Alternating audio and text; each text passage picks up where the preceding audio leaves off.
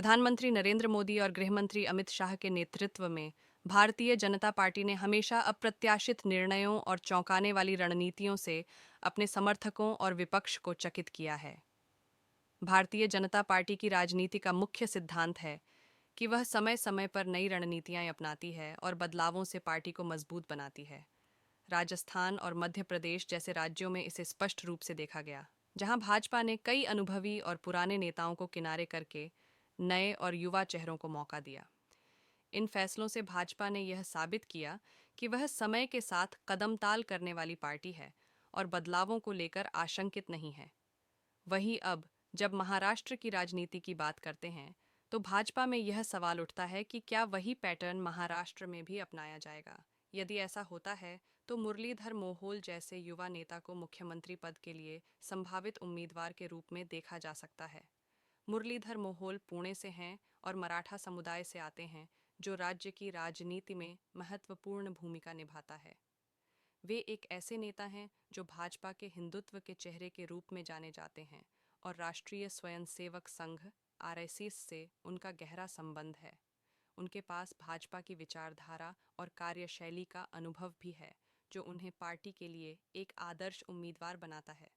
मुरलीधर मोहोल का राजनीतिक करियर प्रभावशाली रहा है।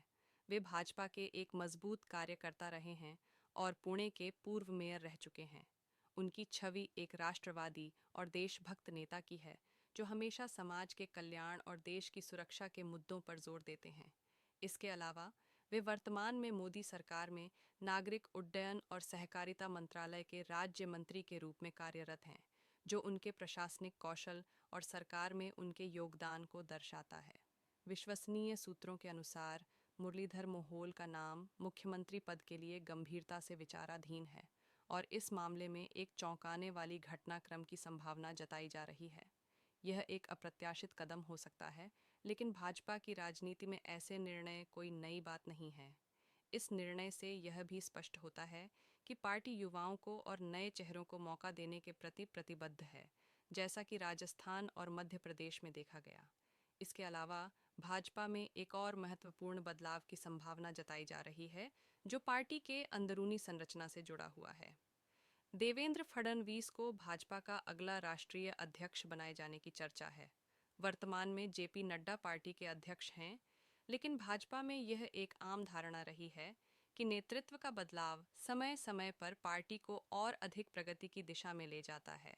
यदि यह परिवर्तन होता है, तो फडणवीस की नेतृत्व क्षमता और पार्टी के लिए उनके योगदान को देखते हुए यह पार्टी के लिए एक महत्वपूर्ण कदम साबित हो सकता है। महाराष्ट्र के कार्यवाहक मुख्यमंत्री एकनाथ शिंदे और दोनों उपमुख्यमंत्रियों देवेंद्र फडणवीस व अजित पवार की केंद्रीय गृह मंत्री अमित शाह से मुलाकात के बावजूद नई सरकार के गठन को लेकर स्थिति स्पष्ट नहीं होने से राज्य में कयासों को बल मिल रहा है।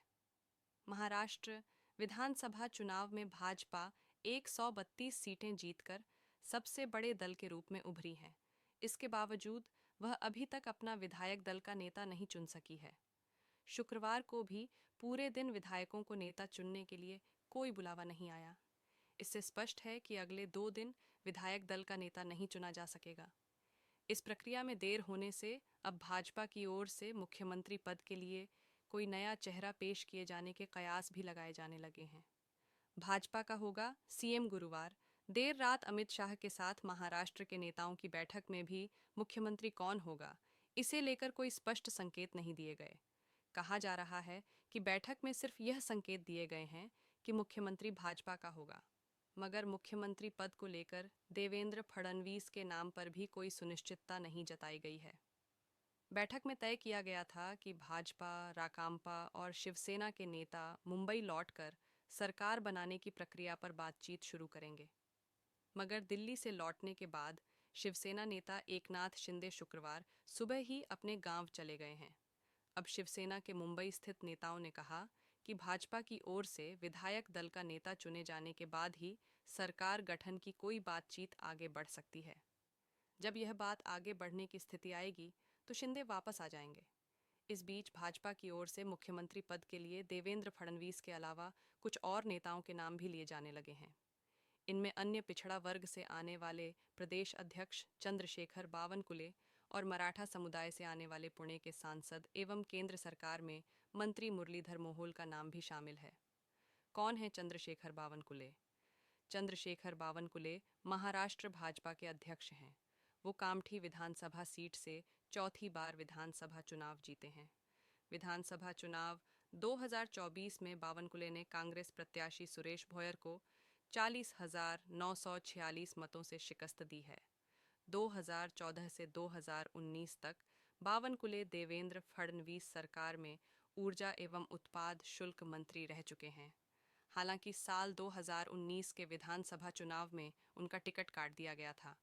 बावनकुले का संबंध तेली समाज से है। विदर्भ क्षेत्र में तेली समाज दूसरा सबसे बड़ा ओबीसी वर्ग है। बावनकुले की वजह से यह समाज भाजपा के करीब है। 12 अगस्त 2022 को भाजपा ने चंद्रशेखर बावनकुले को महाराष्ट्र का प्रदेश अध्यक्ष नियुक्त किया था।